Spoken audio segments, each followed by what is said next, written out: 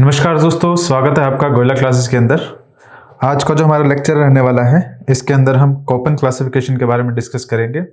HCS previous जो आपका exam हुआ था उसके अंदर जो आपके ऑलरेडी 1 to 5 जो क्वेश्चन थे हमने डिस्कस कर लिए हैं। उनकी वीडियोस आपको यूट्यूब पे अवेलेबल हो गई होंगी। अगर आपने नहीं देखे हैं तो आप जाकर वहाँ पे चेकआउट कर सकते हैं। आज का जो क्वेश्चन है, क्वेश्चन नंबर 6 है एचसीएस प्रीलिम्स जीएस का पेपर का, और इसके अंदर हमने कोपन क्लासिफिकेशन के बारे में डिस्कस करना है। चलिए लेक्चर की शुरुआत करते हैं। आगे बढ़ने से पहले ये हमारे कुछ रिजल्ट है जिसमें आपके ऑलरेडी हरियाणा के अंदर आईपीएस हैं, ये महक स्वामी जी हैं। और इसके लिए क्या करना पड़ेगा आपको, हमारी जो वेबसाइट है goilaclasses.com, वहाँ पर जाकर एनरोल करना पड़ेगा। वहाँ पर आपको टेस्ट सीरीज प्रोवाइड कर दी जाएगी हमारी तरफ से, जिसके जो टोटल कॉस्ट रहेगी 999 रहेगी। तो आप जितना जल्दी हो सके इस टेस्ट सीरीज को ज्वाइन कर सकते हैं। हमारी वेबसाइट पर आपको हमारे कुछ डेमो लेक्चर्स भी अवेलेबल मिल जाएंगे, वो भी आप वहां पर जाकर देख सकते हैं। तो देखिए क्वेश्चन क्या पूछा गया था एचसीएस के अंदर। क्वेश्चन आपका क्लासिफिकेशन के ऊपर पूछा गया था। ये कुछ टॉपिक ऐसे होते हैं ज्योग्राफी के अंदर जिनको समझना काफी डिफिकल्ट होता है। सो अगर आप ये चीज समझ पाएंगे तो काफी अच्छा होगा।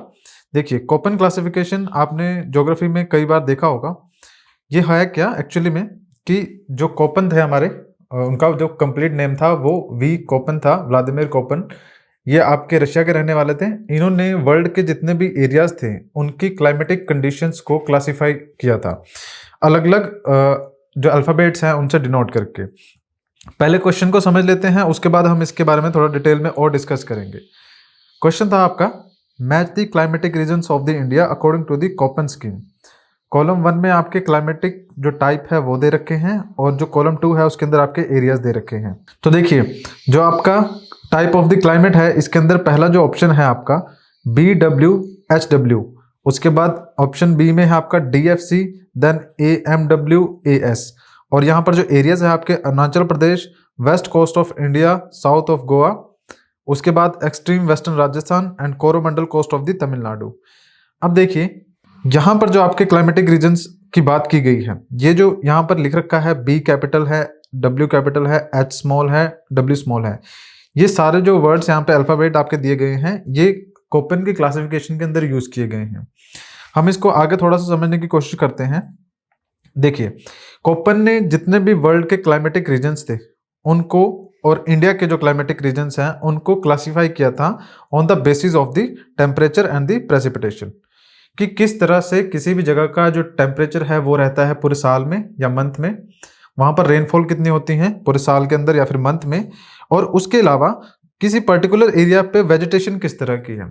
एक नॉर्मल सी चीज़ है अगर आप किसी भी जगह की वेजिटेशन को आइडेंटिफाई करेंगे, अब कोई भी अगर आप चले जाएंगे टेम्परेट एरिया में तो वहाँ पर आपको जो ट्रॉपिकल एवरग्रीन फॉरेस्ट है वो देखने को नहीं मिलेंगे, क्योंकि रेनफॉल उतनी नहीं होती है। और जहाँ पर आपके डेजर्ट का एरिया है वहाँ पर आपको जो पेड़ हैं वो देखने को नहीं मिलेंगे, क्योंकि वहाँ पर रेनफॉल नहीं होती है।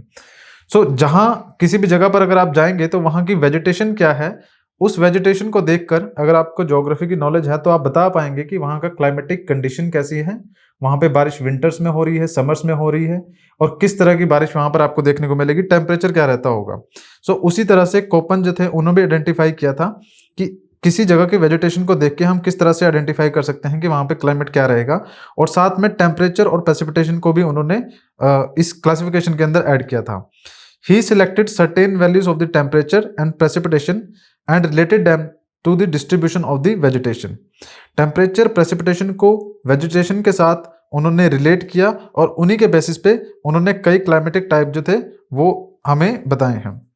तो अगर देखा जाए तो कोपन ने मेजरली 5 क्लाइमेटिक ग्रुप जो है आपके बताए थे। अब ये जो 5 क्लाइमेटिक ग्रुप है, ऐसा नहीं है कि सिर्फ यही आपके ग्रुप है, ये आपकी मेजर क्लासिफिकेशन है। इसके बाद आपकी सब क्लासिफिकेशन भी आपको देखने को मिलेगी 5 मेजर क्लासिफिकेशन के बाद। इनमें से जो ये 5 आपकी क्लासिफिकेशन थी, इनमें से जो 4 हैं वो आपकी बेसिकली डिपेंड करती है टेम्परेचर के ऊपर और प्रेसिपिटेशन के ऊपर। देखिए उन्होंने जो अल्फाबेट यूज किए, उन्होंने A B C D और E, ये आपके अल्फाबेट यूज किए, जिसके अंदर आप B को अगर छोड़ दें तो बाकी के जो 4 अल्फाबेट हैं ये आपके टेम्परेचर के बेस पे क्लासिफिकेशन है, और जो आपका B है वो आपका प्रेसिपिटेशन के बेस पे क्लासिफिकेशन की गई है। इसके अलावा एक और अल्फाबेट यूज होता है H, जो कि रिप्रेजेंट करता है हाईलैंड्स को, हाईलैंड एरिया को।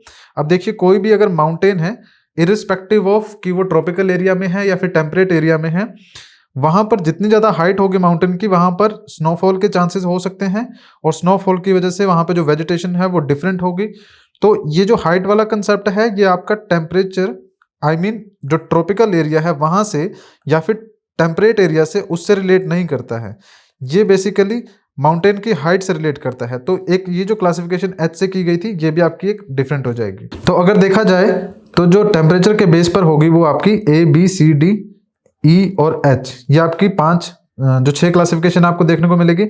इसमें से बी को आप सेपरेटली कर दें तो ए सी डी और ई, ये 4 आपकी जो क्लासिफिकेशन है it is based on the temperature. और उसके अलावा बी और एच जो आपकी है, बी आपकी प्रेसिपिटेशन के ऊपर बेस्ड है कि किसी जगह पे बारिश कितनी हो रही है, और जो एच आपकी बेस्ड है वो आपकी हाइट के ऊपर बेस्ड है।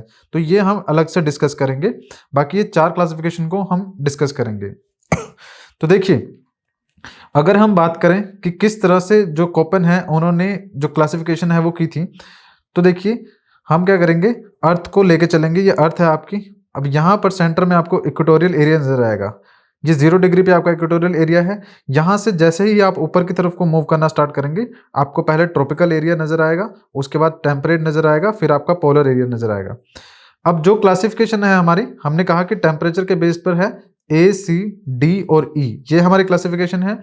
तो अगर अर्थ के हीट जोन्स की बात की जाए, ये टॉपिक आपका ज्योग्राफी के अंदर है हीट जोन्स का, तो उसके अंदर क्या पाएंगे कि ये जो 0 डिग्री से लेके 23 डिग्री एंड हाफ तक का जो एरिया है ट्रॉपिकल एरिया कहलाता है, और इस एरिया में टेम्परेचर काफी ज्यादा हाई आपको देखने को मिलेगा। सो ये वाला जो एरिया हो जाएगा वो कौन सा एरिया हो जाएगा, ये आपका ए एरिया हो जाएगा। जो कोपेन की क्लासिफिकेशन के अकॉर्डिंग उन्होंने इस एरिया को जो टर्म डिनोट की है या अल्फाबेट दिया है वो ए दिया है। उसके बाद बात करें, जो आपका सी हो जाएगा वो आपका सब ट्रॉपिकल एरिया आ जाएगा। सब ट्रॉपिकल एरिया मतलब 23.5 डिग्री के नियर बाय का हिस्सा, और यहाँ तक का जो आपका 40 डिग्री के आसपास का हिस्सा रहेगा, ये वाला सारा हिस्सा आपका सब ट्रॉपिकल एरिया कहलाएगा। सो इस वाले सब ट्रॉपिकल एरिया में जो अल्फाबेट डिनोट किया गया है वो आपका सी है। उससे ऊपर की अगर हम बात करें तो ये वाला जो हिस्सा होगा, ये वाला आपका रिप्रेजेंट किया जा रहा है डी से, और इससे ऊपर का जो हिस्सा हो जाएगा वो सारा आपका रिप्रेजेंट किया जा रहा है ई से। तो ये 4 आपके इंपॉर्टेंट हीट के अकॉर्डिंगली क्लाइमेटिक जोन रिप्रेजेंट कर दिए हैं कोपेन ने। सबसे पहले जो आपका 0 डिग्री है उससे लेके 23.5 डिग्री तक, ये वाला आपका जो ट्रॉपिकल जोन कहलाता है, इसको रिप्रेजेंट किया है कोपेन ने ए से। उसके बाद वाला जो हिस्सा है 23.5 से लेके 40 तक, ये वाला रिप्रेजेंट किया है सी के थ्रू, देन आफ्टर आपका डी एंड फिर आपका ई।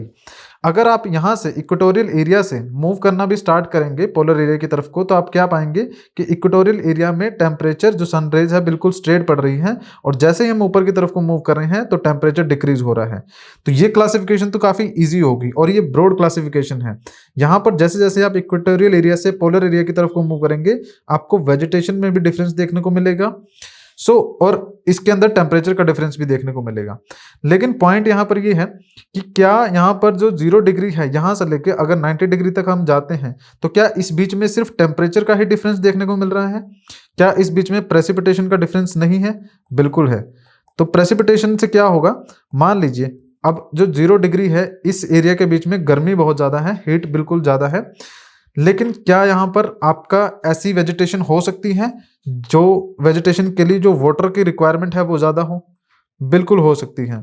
इस वाले हिस्से में आपको एवरग्रीन फॉरेस्ट देखने को मिल सकते हैं क्योंकि बहुत ज्यादा बारिश होगी। और इसी वाले हिस्से में 23.5 से 0 डिग्री के हिस्से में आपको ऐसे एरिया भी देखने को मिलेंगे जहां पर डेजर्ट होगा। डेजर्ट भी आपको देखने को मिलेंगे। इसी हिस्से में आपको कोल्ड डेजर्ट भी देखने को मिल सकते हैं, और 23.5 डिग्री के आसपास ही आपको स्नो वाले रीजन्स भी देखने को मिल सकते हैं। सो मेजर जो क्लासिफिकेशन होगी वो आपकी 4 क्लासिफिकेशन ए सी डी ई होगी, और उसके बाद जो इसके बाद सब डिवीजन हो जाएगी, सब क्लासिफिकेशन हो जाएगी, वो भी आपकी इन एरिया के अंदर आपको देखने को मिलेगी, ए सी डी और ई के अंदर। सो जो आपका ए है, ये जो अगर आप देखेंगे क्लासिफिकेशन के अंदर कहीं पर भी अगर ये ए कैपिटल के अंदर लगा होगा तो आप सिंपली ये अंडरस्टैंड कर पाएंगे कि ये वाला हिस्सा ट्रॉपिकल एरिया है।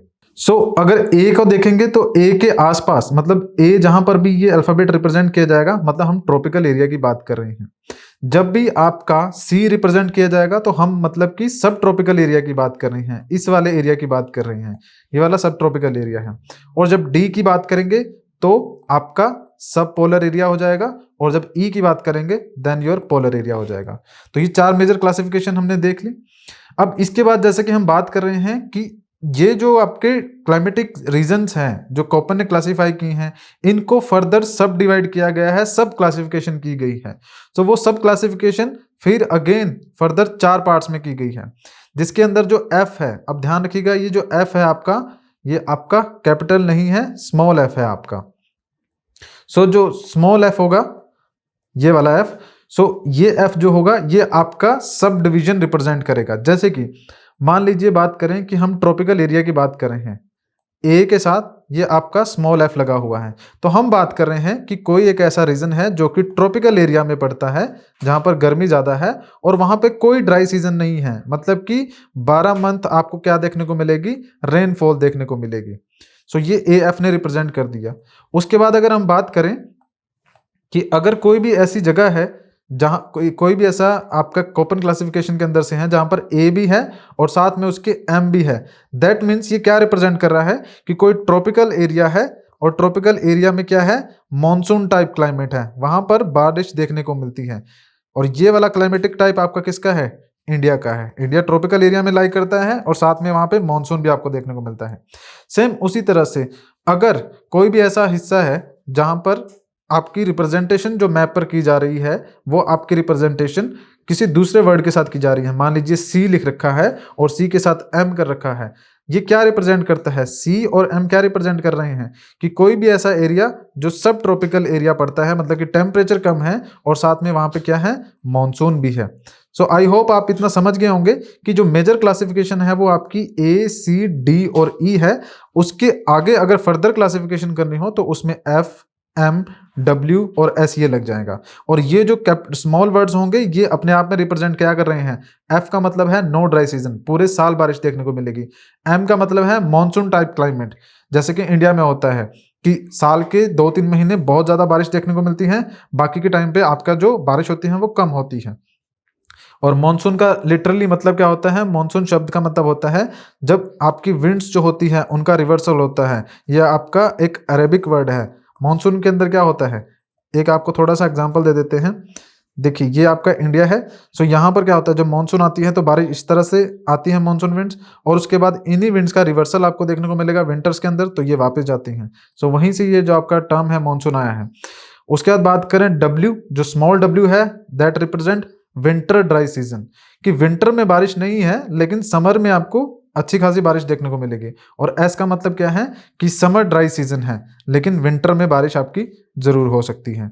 ऐसा कहाँ पर होता है, बिकॉज हम इंडिया में रहते हैं तो हमें कभी भी, अगर आपको नॉलेज नहीं है तो आप इस बारे में इमेजिन नहीं कर पाएंगे कि विंटर्स के अंदर भी बहुत ज़्यादा बारिश कहीं देखने को मिल सकती है। सो अगर आप जाएंगे मेडिटेरेनियन ओशियन की तरफ, ये आपका यूरोप में पड़ेगा, वहां पर क्या देखने को मिलता है कि विंटर के अंदर रेनफॉल होती है, विंटर में बहुत ज़्यादा रेनफॉल आपको देखने को मिलेगी। सो ये एस जो है स्मॉल एस, ये वही रिप्रेजेंट करता है। चलिए आगे बढ़ते हैं। The above mentioned major climatic types are further subdivided depending upon the seasonal distribution of the rainfall and degree of the dryness. अब देखिए रेनफॉल की वजह से हमने बताया कि सब डिवाइड किया गया है रेनफॉल के बेसिस पे। अब देखिए मान लीजिए कोई ऐसा है जहां पर रिप्रेजेंट किया जा रहा है ए एम और साथ में ए लिख रखा है स्मॉल, दैट मीन्स क्या है कि ट्रॉपिकल एरिया है, मॉनसून टाइप क्लाइमेट है, और वहां पे समर जो है, ये वाले जो शब्द है स्मॉल ए सी एफ, ये सब क्या है, ये रिप्रेजेंट कर रहे हैं severity of the climatic reason. जैसे कि अगर बात करें हॉट और वार्म, दो टर्म आपकी यूज की जाती हैं। वार्म का मतलब ये होता है कि माइल्ड हीट होगी आपकी, कि गर्मियां तो होंगी लेकिन उतनी ज्यादा स्ट्रॉन्ग भी नहीं होगी। लेकिन जब शब्द आपका हॉट लग जाएगा दैट मीन्स कि गर्मियां होंगी और सेवेयर गर्मियां होंगी, बहुत ज्यादा हीट आपको देखने को मिलेगी। सो यहाँ पर ये जो स्मॉल लेटर्स है ये आपकी सब डिवाइडेड जो भी कोपेन क्लासिफिकेशन के अंदर है उसको डिस्कस कर रहे हैं। नेक्स्ट अगर बात करें अब देखिए जो मेजर क्लासिफिकेशन थी उसके अंदर हमने क्या शब्द यूज किए, ए बी सी डी और ई, ये हमने चीजें यूज कर ली। लेकिन कैपिटल एस और कैपिटल डब्ल्यू अगर आपको कहीं देखने को मिलता है, या फिर कैपिटल टी या फिर कैपिटल एफ आपको देखने को मिलता है, ये रिप्रेजेंट करता है, जो कैपिटल एस है वो रिप्रेजेंट करता है सेमी एरिड रीजन और दी स्टेपिज रीजन। ये आपके क्या होगा, सेमी एरिड रीजन, मतलब कि बारिश है बट उतनी ज्यादा अमाउंट में बारिश नहीं है। इसका अगर मैं आपको एग्जांपल दूं तो गुजरात जो हो जाएगा आपका, गुजरात और हरियाणा का कुछ हिस्सा, वेस्टर्न हरियाणा, और साथ में राजस्थान का हिस्सा जो दिल्ली के साथ लगता है, वो सारा आपका सेमी एरिड और स्टेपीज के अंदर आ जाएगा। उसके बाद एरिड और डेजर्ट की बात करें तो ये कंप्लीटली, अगर आप थार डेजर्ट में चले जाएंगे, वेस्टर्न राजस्थान में चले जाएंगे, तो वो आपका डब्ल्यू से रिप्रेजेंट किया जाएगा। अगर बात करें टी की और एफ की तो टुंड्रा आपका क्या हो जाएगा, टुंड्रा वो वाला एरिया होता है जिसको हम सब पोलर एरिया भी बोल सकते हैं, मतलब कि थोड़ी बहुत वेजिटेशन वहां पर आपको देखने को मिल सकती है, बर्फ भी होगी, टेम्परेचर बहुत कम होगा, लेकिन आइस कैप्स आपका वो वाला रीजन होगा जहां पे नो वेजिटेशन, कोई वेजिटेशन आपको देखने को नहीं मिलेगी। सो आई होप ये सब चीजें आप समझ गए होंगे।